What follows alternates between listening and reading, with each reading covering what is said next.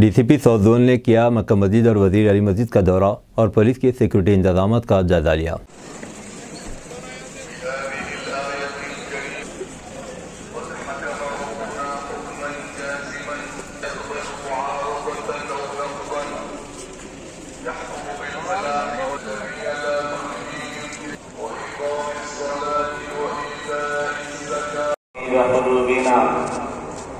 وراحة أبداننا وشفيعنا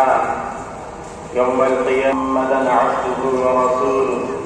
وحبيبه وصفوه ونبيه مجتبى وصام وأشرف ما تعاقب النور وسلم تسليما كثيرا أما بعد فاتقوا الله عباد وتعملي الذين يكسبون الإثم سيجزون